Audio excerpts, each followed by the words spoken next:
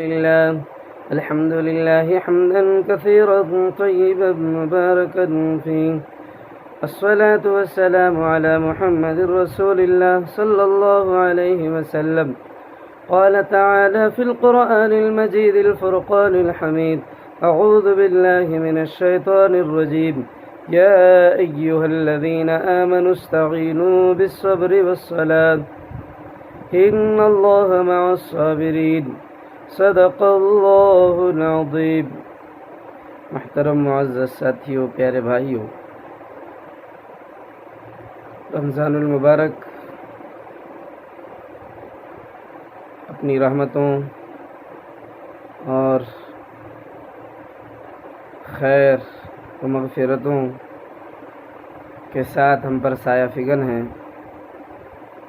رمضان المبارک کے بابرکت مہینے کی ایک ساتھ ہمارے لیے بڑی ہی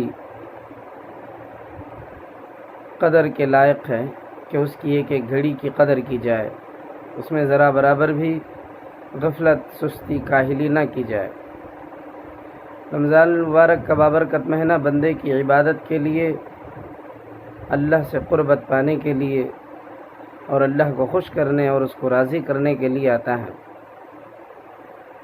رمضان المبارک کا یہ بابرکت مہینہ جو مسلمان روزہ رکھتے ہیں دن کا، مرد عورت، اور رات کی عبادتوں میں اپنا وقت گزارتے ہیں۔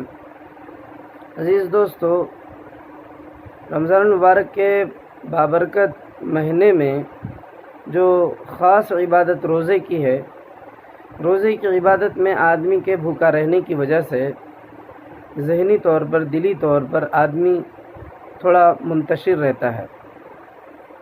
یعنی کہ مطلب کہنے کا یہ ہے کہ آدمی کو بھوک کی وجہ سے جلد غصہ آ جانا، چڑچڑاپن جسم میں پیدا ہو جانا، دماغ کے اندر جو ہے اس طرح کے انتشاری خیالات پیدا ہونا، یہ ساری چیزیں جو ہے روزے کی حالت میں ہوتی ہیں۔ تو بندے کو بھوک کی وجہ سے جو چڑچڑاپن یا غصہ آئے تو اس پر سب سے پہلے صبر کا اپنے آپ کو عادی بنانا۔ صبر اللہ کو بہت زیادہ پسند ہے۔ عام طور پر ہم دیکھتے ہیں کہ ہم بات بات پر غصہ ہوتے ہیں۔ غصہ ہونا کوئی کمال کی اور کوئی اچھی بات نہیں ہے۔ غصہ انسان کو سامنے والے آدمی پر، جب انسان غصہ کرتا ہے، جس پر غصہ کیا جاتا ہے، تو سامنے والے کو اس کا غصہ نقصان پہنچائے گا یا نہیں پہنچائے گا یہ تو بات بعد کی ہے، مگر غصہ جس کو آتا ہے تو اس کو تو ضرور یہ غصہ نقصان پہنچائے کے ہی رہے گا۔ غصہ آدمی کے اندر جو ہے اس کی طبیعت کے حالات کو بگاڑ دیتا ہے۔ بات بات پر غصہ کرنے والا آدمی ذہنی طور پر جو ہے بہت زیادہ بیمار ہو جاتا ہے۔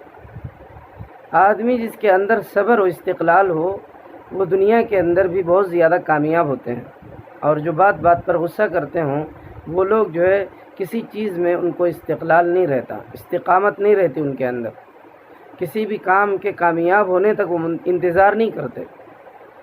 تو اس طرح سے میرے معزز ساتھیوں، آدمی کی زندگی کی کامیابی کا راز آدمی کو صبر کا دامن پکڑنا مضبوطی سے۔ جو آدمی مضبوطی سے صبر کے دامن کو تھامے رہتا ہے تو آج نہیں تو کل ضرور کامیاب ہوگا۔ جیسے کہ بڑوں کا قول بھی ہے، اللہ کے پاس دیر ہے اندھیر نہیں۔ آپ انتظار کر رہے، انتظار کی گھڑیاں آپ کے لیے بہت زیادہ تکلیف دہ ہو رہی ہیں، پھر بھی آپ انتظار کر رہے۔ اللہ تبارک و تعالیٰ آپ کے انتظار کی گھڑیوں کو ایک دن جو ہے بہترین جزا بدل کی شکل میں اللہ آپ کو عطا کرے گا۔ تو اسی لیے میرے معزز ساتھیوں، غصہ کرنا آدمی کو نقصان دہ ثابت ہوتا ہے، نفع بخش چیز نہیں ہے غصہ۔ جو لوگ زیادہ غصہ کرتے ہیں ان کی طبیعتوں میں بہت زیادہ جو ہے ان کی طبیعتوں میں خرابی پیدا ہونے کا اندیشہ ہے۔ ایک عمر تک تو ان کا غصہ ان کو چلے گا، مگر جب ایک عمر ختم ہونے کے بعد جب وہ اپنے جسمانی کمزوری یا جسمانی ڈھلان کی طرف جب وہ اپنے قدم اٹھائیں گے تو اس وقت میں ان کو دنیا بھر کی بیماریاں ان کے جسم کو گھیر لیں گی۔ اسی لیے روزے دار کو ہی نہیں بلکہ ہر مومن مسلمان کو ہر مسلمان مرد عورت کو صبر سے کام لینا چاہیے۔ جس کی زندگی صبر کے ساتھ وابستہ ہو جاتی ہے وہ زندگی میں بہت زیادہ کامیاب اور کامران ہوتا ہے۔ ہمارے بڑے فرماتے ہیں غصے کے تعلق سے، غصہ 3 طرح کا ہوتا ہے۔ ایک غصہ وہ ہے جلد آتا ہے اور جلد چلے جاتا ہے، اور ایک غصہ وہ ہے جو دیر سے آتا ہے اور دیر سے جاتا ہے۔ دیر سے آتا بھائی، غصہ نہیں آتا بھائی اسے، مگر آیا تو جاتا نہیں بھائی اسے۔ ایک غصہ وہ ہے جو جلد آتا ہے اور جلد چلے جاتا ہے، اور ایک غصہ وہ ہے جو دیر سے آتا ہے اور دیر سے جاتا ہے، غصہ آیا تو جاتا نہیں۔ اور ایک غصہ وہ ہے جو دیر سے آتا ہے اور جلد چلے جاتا ہے۔ یہ سب سے اچھا غصہ ہے کہ آدمی کو ایک تو غصہ آتا ہی نہیں، مگر کبھی غصہ آ بھی گیا تو بہت جلد چلے جاتا ہے غصہ۔ تو اس طرح سے میرے معزز بھائیوں، آدمی کو صبر کا اپنے جسم کو عادی اگر آدمی نے بنا لیا تو اس کو جو ہے غصہ نہیں آئے گا۔ صبر آدمی کو کامیابی کی دہلیز پر کھڑا کرتی ہے، کامیاب کرتی ہے۔ اسی لیے روزے دار مسلمان کے اندر اگر بھوک کی شدت کی وجہ سے یا پیاس کی شدت کی وجہ سے چڑچڑاپن آ جائے، غصہ آ جائے اپنے ماتحتوں پر، اپنے نوکروں پر، اور اپنے نیچے کام کرنے والوں پر، یا اپنے بچوں پر، یا اپنی گھر والی پر، یا اسی طرح جو ہمارے کنٹرول میں رہتے ہیں، ان لوگوں پر اگر چڑ آ جائے تو ایسے وقت میں صبر سے کام لینا چاہیے۔ ایسا نہیں ہے کہ روزے کی حالت میں بڑبڑ بک دیے۔ بعض مرتبہ ایسا ہوتا ہے کہ ہماری زبان کو ہم ان کنٹرول کر دیتے ہیں، جس سے روزے کی حالت میں جو ہے غصے میں ایسی گالیاں بک دیتے ہیں جس سے جو ہے ہمیں بہت زیادہ گناہ اپنے سر لینا پڑتا ہے۔ اسی لیے میرے معزز ساتھیوں، رمضان المبارک کے بابرکت مہینے میں روزے دار کو سب سے زیادہ صبر کا دامن تھامے رہنا چاہیے۔ صبر کتنی اچھی چیز ہے۔ اللہ تبارک و تعالیٰ اپنے نبیوں سے بھی مخاطب ہو کے فرمایا ہے کہ آپ صبر کیجیے۔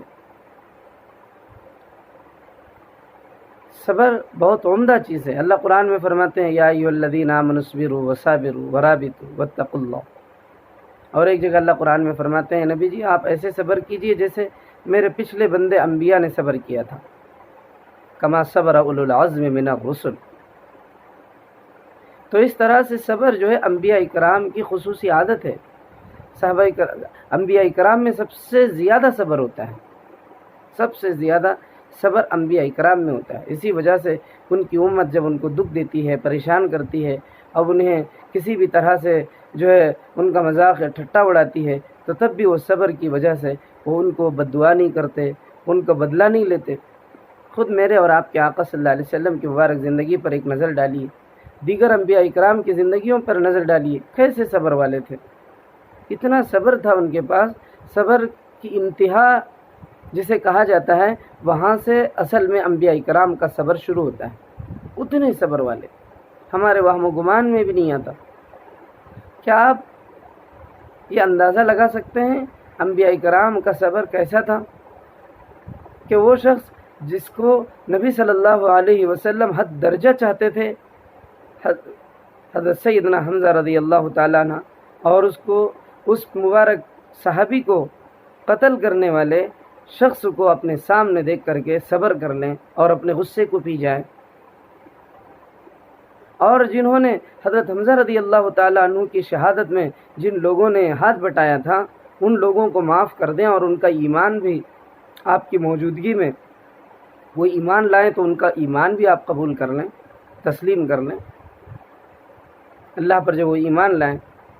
بس اتنا کہتے ہیں وحشی سے کہ وحشی جب تم میرے سامنے آتے ہو تو میرے معصوم چاچا کے ٹکڑے ہوئے وہ جسم کا حصہ مجھے نظر آتا ہے، تو آئندہ تم میرے آنکھوں کے سامنے نہ آنا۔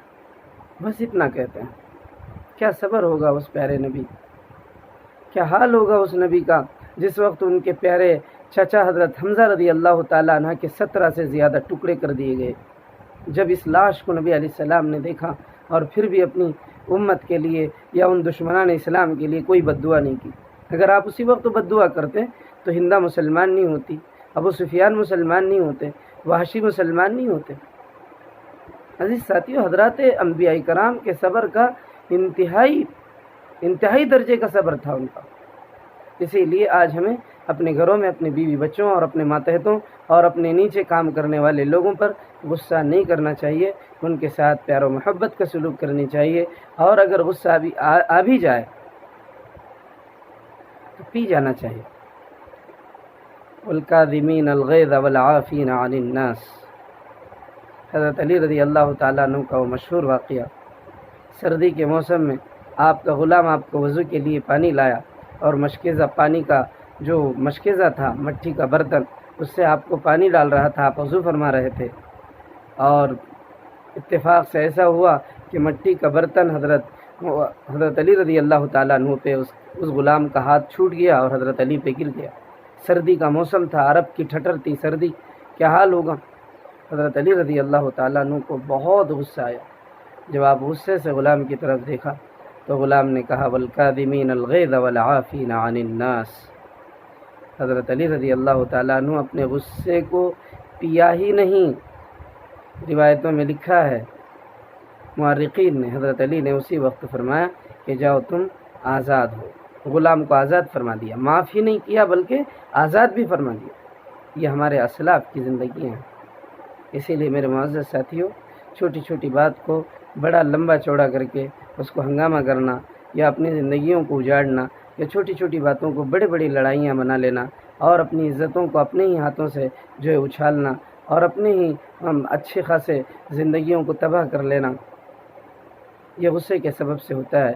اسی لیے اگر آپ نے اپنے غصے پر قابو پا لیا تو پھر آپ کی بیوی بھی، آپ کے بچے بھی، اور آپ کے رشتہ دار بھی، آپ کے بھائی بند بھی، اور اسی طرح آپ کے دوست احباب بھی آپ سے خوش رہیں گے، اور آپ بھی خوش رہیں گے۔ سب سے بڑی چیز تو یہ ہے کہ صبر کرنے والا آدمی تندرست ہوتا ہے۔